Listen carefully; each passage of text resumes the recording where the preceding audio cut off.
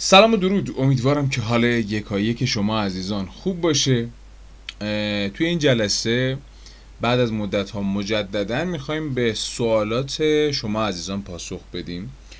سوالاتی که به صورت تئوری است، خب به صورت تئوری همینجا جوابشو میدیم. توی چند جلسه آینده اصلا مربوط به همین پرسش و پاسخ خاص که شما عزیزان دارید.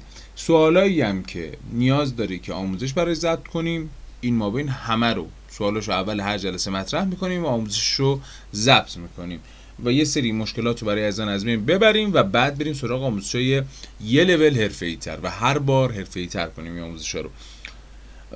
در رابطه با استوری بورد، تایمینگ و یا اصول کارگردانی پرسیده بودن که اینا رو چرا آموزش نمیدیم. ببینید، ما تا الان بچه ها هنوز به نقطه‌ای نرسیده بودن که اصول کارگردانی رو آموزش بدیم، یعنی اصلا وارد قسمت نرم افزار یه جورایی به صورت حرفه‌ای نشده بودن، ولی کسایی که تا اینجا یک کار ویدیو رو دیدن قطعاً میتونن یک انیمیشن هرچند ساده برای خودشون بسازن و اینجاست که دیگه از این به بعد ما کم کم جلساتی رو میذاریم و اصول کارگردانی رو آموزش میدیم. ولی دقت کنید بچه ها، پلی لیست های دیگر رو نگاه کنید. من اصول کارگردانی رو چون فقط مخصوص موهو نیست، مخصوص بلندر هست، مخصوص عرض به حضورتون کنم که موهو، انیمه، ببخشید میگم انیمه استودیو، مخصوص سینما 4D یا هر نرم افزار دیگه فرقی نمیکنه. خب اینا چیزاییه که فقط مخصوص یه نرم افزار نیست. خب تمام نرم افزار انیمیشن سازی رو شامل میشه این اصول کارگردانی و توی یه پلیلیست جدا آموزشش میدم که هر نرم افزار دیگه رو ما جدا آموزش دادیم، برای اصول کارگردانی ارجاع بدیم به اونجا. و سوال دیگه که پرسیدن اینه که آیا دونستن نرم افزار خالی کافیه یا باید اصول و همه چیز رو بدونیم، مثل اصول کارگردانی که الان در موردش صحبت کردیم، مثل اینی که با استوری بورد چطور کار کنیم. ببینید، مسئله یه دو تا چیز مختلفه. شما پیجای انیمیشنی که الان توی یوتیوب میبینید، پیجایی که انیمیشن ساختن خب و گذاشتن، اینا اکثرا اصول کارگردانی رو نمیدونن. یعنی من به جرئت بهتون میگم نمیدونن. خب اگر شما برای خودتون کار میکنید یا اینی که برای مثلا کارهای تبلیغاتی معمولی کار میکنید، اصول کارگردانی دونستنش اصلا واجب نیست. خب کارتون رو ادامه بدید، هرچند بهتره که یاد بگیرید، خب ولی واجب نیست برای تا اینجای کار. ولی اگر میخواید به صورت حرفه‌ای، خب با یک تیم حرفه‌ای، با یه سری کارگردان حرفه‌ای کار کنید، خب پس بعد به شما استوری بورد میدن، یه سری علائم روش میذارن و شما نمیتونید باش کار کنید. پس اگر میخواید درآمدتون بیشتر بشه، با کارگردانای مطرح و خوب کار کنید، اینا باید اصول کارگردانی رو بلد باشید. مثلا شما میتونید توی سایت freelancer.com یه سری پروژه ها هست، خب یا مثلا آپورک یا فایور یا هر سایت دیگه، توی این پروژه ها که میگردید تا 80% هیچ نیازی نیست که شما اصول کارگردانی رو بلد باشید. ولی یه سری پروژه مثلا اینایی که میگم بدون کارگردانی بلد نیاز نیست، مثلا پروژه‌ای هستن که $250 $750 اینا قیمتشونه. پروژه 4 دقیقه، 3 دقیقه، 5 دقیقه، اینا بستگی به نوع کار و حالا مذاکره شما داره. ولی وقتی میرسه مثلا پروژه گذاشته $15000 $20000، اینا رو که نگاه میکنیم مشخص کار حرفه‌ایه، مشخص کار تمیزه. خب شما وقتی یه پروژه رو میگیری $20000، طرف پروژه رو برای شما گذاشته که قیمتش تقریبا 2 میلیارده. خب حدوداً، حالا به پول الان ما که الان دلار حدوداً 80 90 تومن 100 تومنه، خب حالا میگیم بین 18 تا 20 میلیارده. خب طبیعیه که عرض به حضورتون کنم که انتظاراتی داشته باشه که شما باید کار حرفه‌ای بلد باشی، نه کار معمولی. سوال بعدی که پرسیده شده، آیا باید طراحی کاراکتر یا بک‌گراند بلد باشیم یا نه؟ من مخالفم. ببینید، شما اصولشو، اون مبانی اولیه‌اش رو برید یاد بگیرید. من آموزشاشم خودم بعداً میذارم. خب ولی الان هوش مصنوعی اومده، باور کنید یا نه، من خودم هم دیگه طراحی نمی‌کنم. نیازی نیست اینقدر وقت بذاریم، اینقدر خودمون رو اذیت کنیم که بیایم این کار انجام بدیم. شما به کمک هوش مصنوعی، من آموزش رو قبلا گذاشتم توی چنل، خب و آموزش‌های بعدی هوش مصنوعی پیشرفته‌تر رو بهتون آموزش میدم که چطوری باش کار کنید. من خودم کاراکترهای حرفه‌ای باش طراحی کردم، کاراکترهایی که باورتون نمیشه اینا کار هوش مصنوعیه. خب و حالا اومدم ریگش کردم، باز طراحیش کردم و استفاده کردم. خب و عرض حضورتون کنم بک‌گراندم همینطور، بک‌گراندهای خیلی زیبا، خیلی حرفه‌ای رو من با اینا کار کردم، فقط به این دلیل که در حال حاضر من اون پروژه هایی که خب لایسنس دارن یه جورایی نمیتونم همه رو الان نمایش بدم، ولی توی جلسه های بعدی چند تا بدون لایسنس میسازم برای اینی که به شما عزیزان نشون بدم، چند تایی که همینجوری دلی دارم میسازم برای پروژه خاصی نیست، اونو میام نشون میدم و ببینید که چه کارهای حرفه‌ای میشه باش کرد. من خودم مخالف اینم دیگه زیاد به صورت خیلی جدی برید دنبال طراحی کاراکتر، میشه با هوش مصنوعی انجامش داد. دو تا سواله، یه نفر نوشته بازار کار انیمیشن چطوره و نفر بعدی نوشته هوش مصنوعی اومده دیگه، آیا آموزش که دیدن برای ساخت انیمیشن نیازه؟ ببینید توی مسئله یک طراحی کاراکتر هم حتی شما نیازی که یه علم اولیه‌ای داشته باشید. خب هوش مصنوعی برای ساخت انیمیشن در حال حاضر نیازمند اینه که شما علم انیمیشن سازی رو بلد باشید و یه مسئله‌ای که وجود داره اینه که اگر کار حرفه‌ای بلد نباشید با همون هوش مصنوعی هم نمیتونید کار کنید. هوش مصنوعی مختلفی اومده و دقت داشته باشید در آینده هوش مصنوعی ها اومدن که ابزار کار شما باشن. در حال حاضر که یه جورایی نمیتونید شما یک انیمیشن منسجم باش تولید کنید، یعنی مثلا 5 ثانیه تولید میکنید، حتی کسایی که مثلا خیلی فکر میکنن کار حرفه‌ای انجام دادن برید نگاه کنید، 5 ثانیه تولید میکنید، بعد سکانس که عوض میشه تو 5 ثانیه دوم شکل کاراکترها رو عوض کرده، یکم ظاهر فرق کرده، یه جورایی هنوز منسجم نمیتونه بسازه و عرض به حضورتون کنم که من فکر نمی کنم به این زودی هم به اینجا برسه که منسجم کار کنه و هزینه هاش هم بالاست.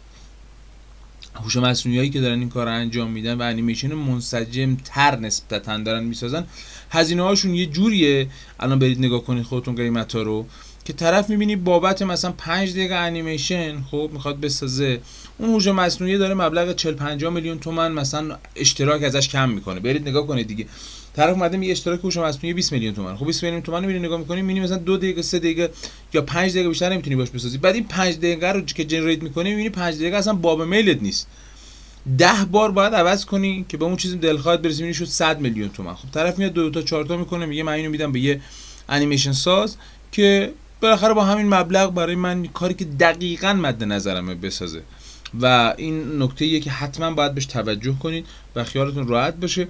این ابزارها برای کمک اومدن، یعنی اینجوری نیست که بخوان جای شما رو بگیرن در حال حاضر و هوش‌های مصنوعی حالا مقرراتی دارن براشون تصویب میکنن توی کشورهای مختلف که فقط ابزار دست متخصصا باشن، نه اینی که بیان کاری کنن که ببینید از به لحاظ منطقی اگر بخوایم هوش‌های مصنوعی در نظر بگیریم در آینده میتونن، بله این قدرت رو دارن که هر کاری، هم کار برنامه‌نویس رو انجام بدن، هم کار انیماتور رو انجام بدن، هم تمامی کارهای مثلا حتی تو بیرون از این مسائل کل کارهای کشاورزی رو انجام بدن و همه یعنی همه مشاغل از بین ببرن.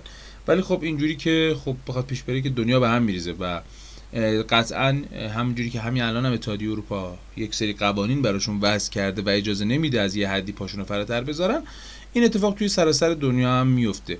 اکثر کشورها شروع کردن و قانونگذاری دارن میکنن براش. گزینه بعدی که سوال پرسیدین، چرا به صورت لایو کار میکنیم، مشکلات رو از قبل چک نمیکنیم؟ دوستان دقت کردید بعضی از آموزش‌ها رو میرید میبینید چقدر گل و بلبله. خب طرف میاد آموزش ضبط کرده، خب این آموزشی که ضبط کرده توی 5 دقیقه 6 دقیقه یه کاری رو انجام میده بدون هیچ خطایی. ببینید من بخوام رو راست باتون باشم، همچین کسایی 10 بار اون کار از قبل انجام دادن که بیان برای شما بدون نقص، بدون توپق زدن یه ویدیو ضبط کنن و شما هم خیالتون راحت باشه بگین آقا خیلی متخصصه. من بعد از سالهای سال کار کردن توی این حوزه به جرئت بهتون میگم هر چقدر هم که متخصص باشی، موقع کار کردن، هنگام کار کردن یک سری مشکلات براتون به وجود میاد که شما باشون مواجه میشید و باید حلشون کنید. و اگر دیدید برای کسی هیچ گونه مشکلی توی طراحی، توی ریگ کردن، توی انیمیت کردن به وجود نمیاد، این آقا از قبل تمرینش کرده. آموزشی خوبه که این مشکلات رو به صورت لایو برگزار، یعنی مثلا من از قبل تمرینی نمی‌کنم برای این کاراکترم، چون من به کار خودم ایمان دارم، متخصص این کارم، میتونم مشکلات رو برطرف کنم. میذارم مشکلات به وجود بیاد، شما ببینید چطوری حلش میکنم. اگر نبینید که چطوری مشکلات حل میشه، شما متخصص نمیشید توی این کار. مهمترین نکته اینه که مشکلی به وجود بیاد و حلش کنید و شما ببینید اینو و خیالتون راحت باشه که این بهترین نوع آموزشه. شاید یه مقدار تایم ویدیوها بیشتر بشه، ولی شما میبینید ما مشکلی نبوده که حلش نکنیم و ازش بگذریم. هر مشکلی به وجود اومده، حتی شده یک جلسه اضافه برای ضبط کردیم، مشکل رو حل کردیم که شما عزیزان ببینید و خیالتون راحت باشه که میتونید همه مشکلات رو بهشون فائق باشید. خب در مورد آموزشی که ساختیم، یعنی هم فرضش چه کار کنیم کاراکترمون هم اسلحه داشته باشه، هم لیوان داشته باشه، هم دستش خالی باشه و اینا رو بتونه عوض کنه. ببینید من خب اولا که نکته مهمی بود، من همین الانم علامتی زدم که اینو براش ویدیو ضبط کنم. خب ولی بخوام خلاصه بهت بگم، سویچ لایه، خب لایه از جنس سویچ میسازی، توی هر لایش یک دونه از اینا رو قرار میدی و سویچ میکنی بینشون توی دست کاراکترت. یه بار لیوانه دستشه، یه بار اسلحه دستشه، یه بار اصلا دستش خالی، یعنی یکی از لایه‌های سویچت اصلا خالیه. خب و اینو ما به صورت عملی هم براش ویدیو ضبط میکنیم. گزینه بعدی، وقتی سناریو کامل داریم، مثلا یه داستان 10 دقیقه‌ای، چطوری باید کنار هم بچینیم؟